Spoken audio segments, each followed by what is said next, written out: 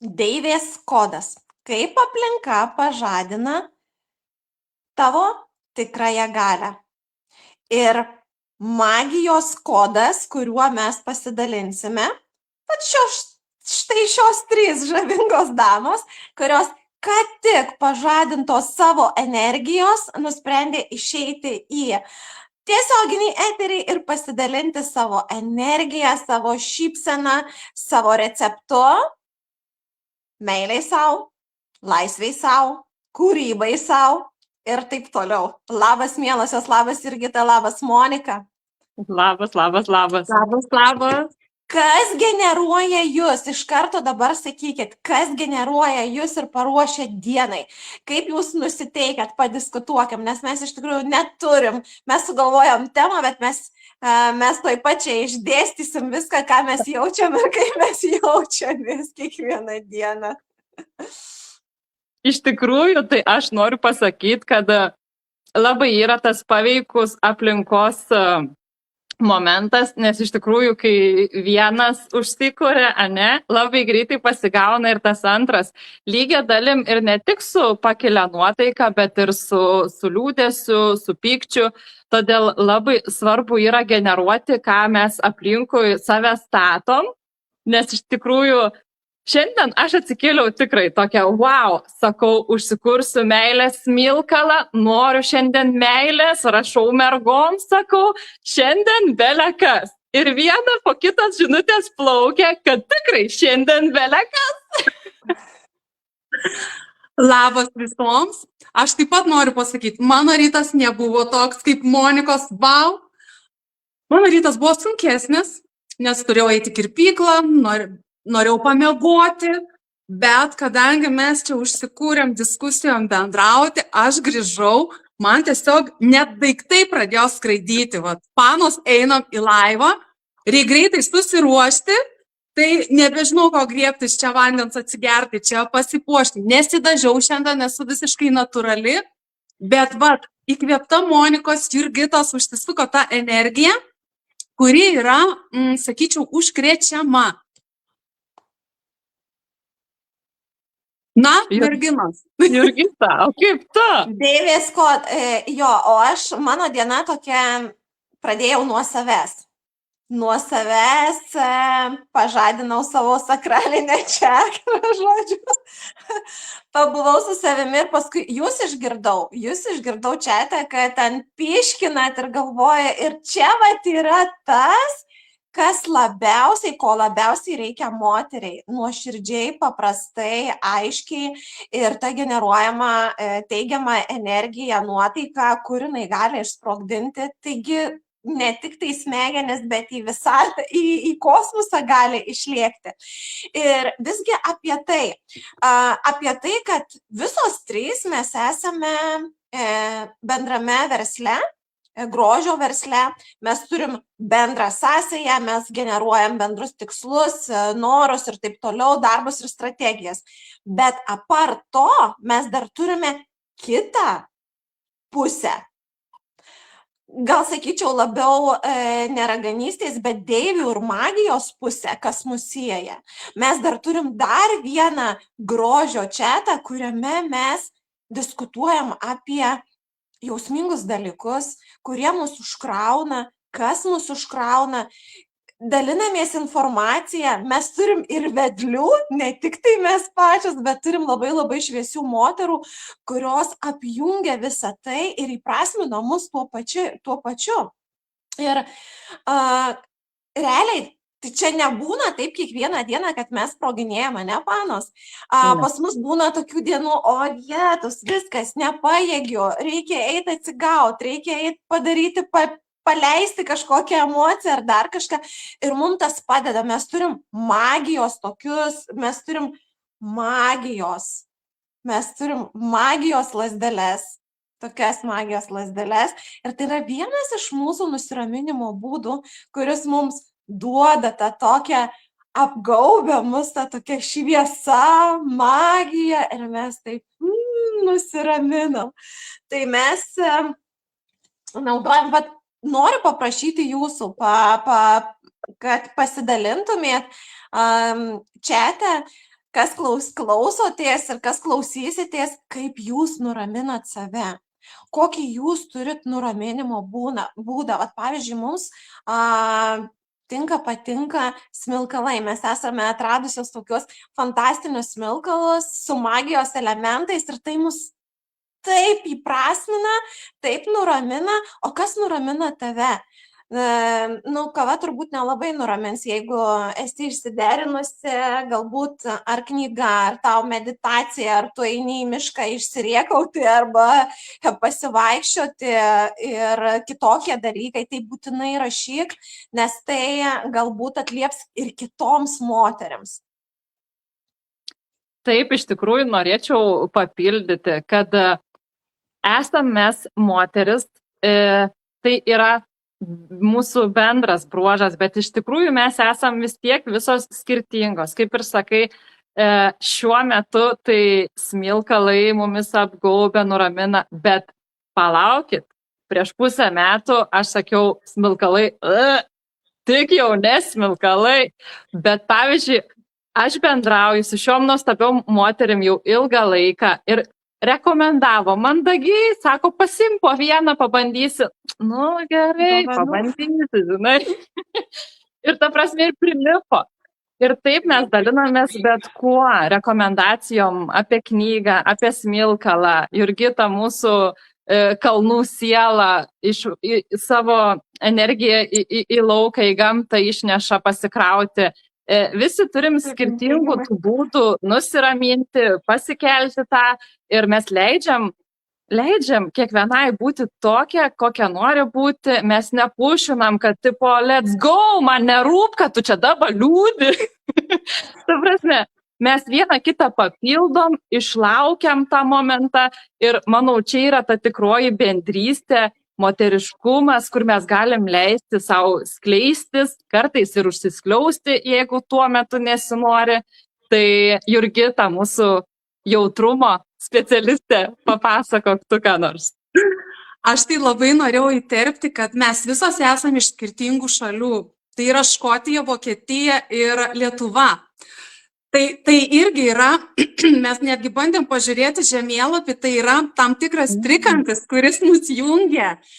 Ir net šiurpai eina. Ir iš tikrųjų, šiais laikais taip gera yra turėti tas technologijas, ar ne, mes galim iš bet kokio pasaulio krašto galų gale atsigerti tos kavos online, tos arbatos. Tai irgi yra kažkas didinga. Nes, sakykime, ar ne, mes kažkuom ir panašios ir skirtingos, bet labai gerai, kad skirtingos, nes mes kiekviena vieną kitą papildom. Kažkuri iš mūsų galbūt yra stipresnė, kažkuri greitesnė, aš jautresnė ir tie visi tos mūsų savybės labai gražiai vieną kitą prilaiko. Tai aš čia šitoje vietoje irgi esu dėkingume, be galo laiminga, kad galiu ir savęs duoti kažkam tas mano jautrumas yra reikalingas, sakykime, ar ne, ir aš galiu gauti, mokytis, pavyzdžiui, iš Jurgitos planavimo, strategijų, iš Monikos greitumo, organizuotumo, nes, tikrai būna tokių dienų, kad mes kažkur tai pasimetam. Ir šita bendruomenė, šitas deivių klubas, tai yra kažkas kiekvienai moteriai. Tai perduosiu dabar žodelį. Aha, labai norėčiau paklausti, ar jūs turit savo kažkokį ratelį, kažkokį bendruomenę, klubą, kur jūs galit skleistis, augti, tobulėti, mokytis, žinoma ir klysti tenka, nes per klaidas mes irgi mokomės. Tai pakomentuokit, ar tai yra kažkokie maži klubiukai, nes tikrai čiatų mes turim begalę, po 2, po 3, po 5, po 8 visokių formų, pavadinimų ir kiekvienas jis atlieka savo funkciją. Tikrai taip ir yra. O dabar aš noriu trupučiuką apie energijas. Šiandieną klausiau ryte, kol mankštinausi, klausiau labai fainą video apie moteriškumą ir greičiausiai jisai man, atplaukė specialiai. Ir greičiausiai, kad vat išeičiau ir pasidalinčiau. Tai ten kalbama apie tai, kad moteriai yra reikalinga ir gyvybiškai svarbu susitikimai su kitomis moterimis. O jeigu jos yra sėkmingos, o jeigu jos yra pozityvios, energingos, tai juo labiau būti tenai kuo dažniau apsikabinti, jausti tą energiją. Ir aš esu girdėjusi ne iš vieno mentoriaus, psichiatro ir visokių kitokių coacherių, kurie sako, jeigu tu nori pulsuoti tą moterišką energiją, energetiką, turėti ją, tu turi būti tarp tų sėkmingų moterų, tarp sėkmingų, tarp darančių, tarp pozityvių, kurios tarsi šviečia, jos nori šviesti. Tai jeigu dar tavęs nėra, tu dar nesi ten, apie ką mes kalbam, tai būtinai pasiieškok ten, kur tu gali save įprasminti. Arba rašyk mums, mes tave priimsim į savo deivių klubą, galėsi relaksuoti, uostyti ir keisti save kaip transformuoti, o taip pat visokių gėrių sužinoti. Tai čia yra labai labai svarbu. Ir dabar Valentino diena. Ir Valentino diena, ir mes vakar su Jurgita kalbėjom, kad jinai ta diena, kuri norisi jaustis ypatingai. Bet ar tu jautiesi ypatinga visada? Ar tik vieną kartą į metus? Arba du? Gerai, moters diena, Valentino diena ir gimtadienis. Kas tau įtakoja? Šitie tik tai 3 dalykai. Man, merginos, jūs pasidalinkit, kas jūs įtakoja ir aš pasidalinsiu. Aš, pavyzdžiui, kiek jūs jaučia tos laimės? Iš tikrųjų, jau senai nebesivaikau tų šventinių dienų, kad jaustis ypatingai ir laimingai. Ir labai dažnai jau paskutinius kelis metus net pamirštu savo gimtadienį. Nes aš tikrai stengiuosi kurti kiekvieną dieną, kad būtų man kažkuo ypatinga. Kad ir tavo verytė prabėgant ant medžio pro langą. Aš be galo mėgstu gėles, man dabar aišku žiemą yra šiek tiek sunkiau, nes būdavo išeini į balkoną pasidžiaugti. Mūsų Jurgita dingo. Aha, aš galvoju, gal aš dingau. Ryšys pastrigo. Aha, va, grįžo. Parėjai, gerai, sugrįžai. Kažkas nutrūko. Ryšys buvo nutrūkęs. Ar grįžom į eterį? Ties gėlytėm nutrūkai. Su voverytėm nutrūkai. Tai aš ką norėjau sakyti, aš jau labai senai nebesivaikau tų švenčių ir tikrai stengiuosi kiekvieną dieną savo padaryti kaip šventę. Kažkokiais mažais ritualais. Kad ir arbatos atsigerimas, smilkalo užsidegimas, knygos paskaitimas, pabendravimas, komplimento pasakymas kitam, ką mes labai retai darom ir mes bijom pasakyti, nes iš tikrųjų, aišku, užsienyje tai yra daryti lengviau. Lietuvoje, kai pasakai komplimentą, dar labai gerai pažiūri, ar tu čia tiesą sakai. Tai aš labai stengiuosi mažais dalykais, bet kiekvieną dieną padaryti savo kaip šventę. Kad man nereikėtų laukti Valentino dienos, nereikėtų laukti gimtadienio. Tai mano požiūris ir būsena yra tokia. O Monika, kaip tavo? Kaip tu? Aš iš tikrųjų didžiąją dalimi tikrai sutinku su tavim. Savo gimtadienio nepamirštu. Aš šventės mėgstu visokias ir aš dar papildomai susikūriu, jeigu man trūksta tų švenčių. Bet ką aš noriu pasakyti, kad šventė, tas jausmas, ta meilė vis tik prasideda nuo savęs pačios. Ir ką aš noriu pasakyti, kad Jurgita sako, atėjau nepasidažius, aš sakau, atėjau šiandien prisidažius, kas man jau yra labai neįprasta, bet tame ir yra ta laisvė, tas, net nežinau kaip apibūdinti, ta deivės būsena tikriausiai, kai tu gali leisti tau būti visokia, pasidažius, nepasidažius, su suknelė, su pižama. Nesvarbu, aš šiandien noriu taip, bus taip. Ir nesvarbu, ar tai Valentino diena, ar išvakarės, ar dar kažkas.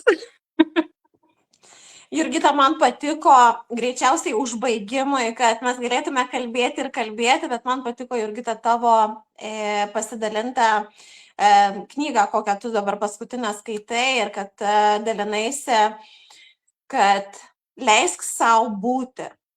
Išbūti akimirkoje, jeigu tau yra negerai, jeigu tu nori poilsio, jeigu tu nori susirinkti save, leis savo būti 5-10 minučių, kiek tau reikia.